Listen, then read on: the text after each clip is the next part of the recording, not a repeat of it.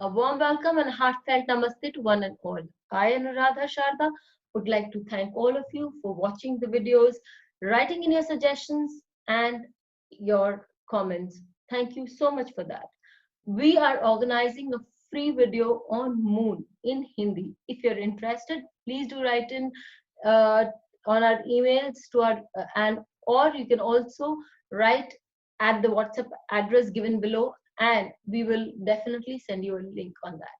Today we are going to talk about trines, and we are going to talk about nakshatras in those trines and how do they affect us. First and foremost, we will go into an explanation about the trines. What are the trines and how do they function? Well, the entire zodiac is made up of 12 signs and is divided into 12 signs, and all the 12 signs can be divided into groups of threes. They are known as the trines, and they are placed in 1-5 position with each other. So we have four trines, that is the Dharma trine. The 1-5-9 houses in our chart are known as the Dharma trines.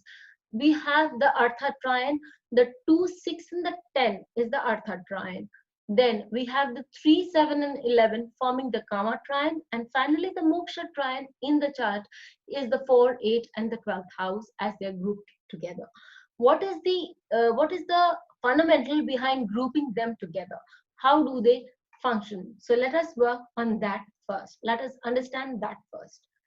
The Dharma trine. The Dharma trine is also the fire houses, the one houses that lead us towards spirituality, towards doing good, towards inspiring others, and being inspired to do something purposeful, something meaningful, and to find the purpose of our life. The first house falls in this trine, and the first house gives us the reason, the very purpose for our being. It can also be it gives us a sense of our life, the purpose of our life. And if the first house is very strong, then it gives us uh, a lot of confidence to be ourselves and to follow our path. The fifth house is your house of luck. The fifth house is your house of creativity. The fifth house is the house of your students. The fifth house is also the house of mantras. It is also the house of celebrityhood. And the ninth house is the house of uh, being truthful. The ninth house is the house of being ethical. It is the house of fundamental essences being very much in place. It could be religion. It could be having so much of knowledge that you would be bound to do things which are correct and which are idealistic in life. When we move on to the Artha Trikona, it is the second, sixth, and the 10th houses. The second houses, they all relate to being resourceful, and they are generally have got a lot to do with being materialistic, or rather getting your resources together to have a sustained living in this planet, on this planet. So the Artha Trikona could, for being, you could be resourceful by your wealth of your family, you could your education, or your reading, your studying, your understanding of things, and also your speech could be such that you are resourceful enough to get people to understand what you want, the kind of job dedication that you want, with the sixth house representing the house of service. The sixth house being the house of your job or your associations, your employees, and your ability to generate work. The 10th house is your house of boss. It is not just your house of profession or your job or your career, it is the karma house. So, this is the place where you do something so that you find enough to sustain yourself and your family. The second house is also your family. This is the way your second uh, trikona or the Artha Trikona is connected. When we come to the third Trikona, that is relating to the third, seventh, and the 11th houses. The third house we know is the house of relationships with your siblings, with your friends, your neighbors. The seventh house is all about your relationship with your partners, your communication skills with them, and the way you can use, or you can help each other to fulfill all your desires, which is represented by the 11th house. It is a house which it is the trikona which keeps you connected personally as well as socially with others. So this is about your information technology, your connectivity with so many people, and your communication. And finally, we come to the Moksha Trikona. The Moksha Trikona is all about emotion, spiritualism, and mysticism, the occult. The fourth house, we all know, is the house of emotions. This is the house where we find maximum security. Motherland, house of comfort. Then we come to the eighth house. The eighth house is the house of realization. The eighth house is also the psychological house where you become aware of too many things. The obstacles of life, the sudden happenings of life make you realize certain things, and you want to understand the reason behind it. That is what the eighth house in this trikon means. And when we're talking about the 12th house, having realized certain things in life, knowing things are not constant, we move on to the 12th house, where letting go in the vast ocean of life, and then moving ahead towards the the things that are pulling us away from the earth and connecting us to the cosmos. That is metaphysical studies, mysticism, that it is all about. When people have a lot of planets in these trikon, they can be very dreamy, and they can also be very, very idealistic or impractical. In the Artha Trikona, these people are very materialistic. At times, they can also be very uh, based. They can be very result oriented people, where they want the productivity to be so much governed by showing results to others. Then when we are talking about Kama Trikona, it's all about connections, how fairly we are connected. And finally, the Dharma Trikona is also about doing the proper thing, being guided, and also about guiding people. Let us take the example of Swami Ramakrishna. Swami Ramakrishna Paramahansa's chart. But before we go there, we have now seen that when people have planets in trines, they are more focused, more driven towards doing those activities. So where does the nakshatras come in? Well, every sign, if you look carefully, every sign which falls in any of these trikonas will have the similar nakshatras.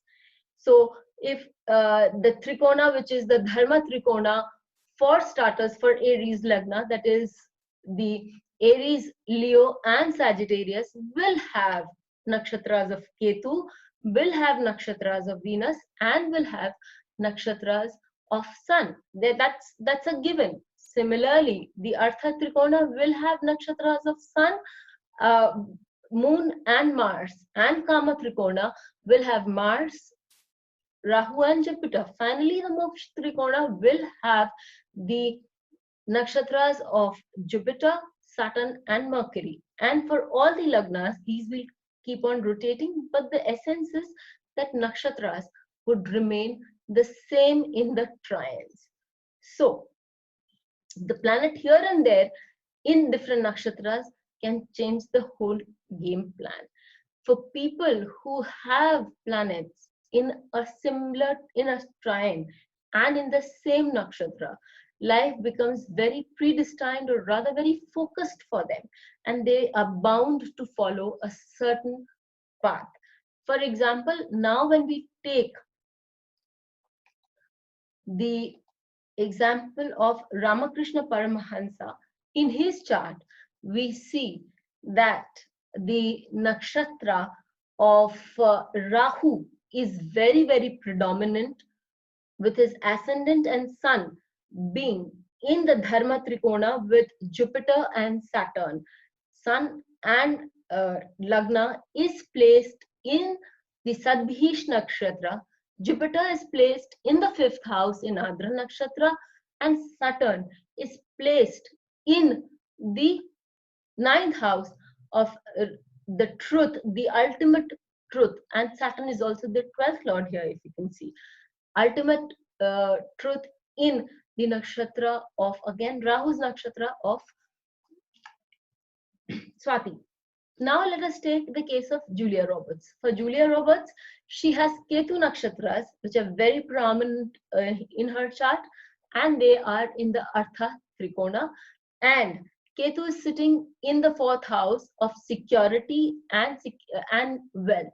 So if you have a look here, in her chart, there is Rahu in Ashwini, Jupiter and Moon in Magha, and Mars in Mula, showing very humble beginnings and yet very strong climbing in her life.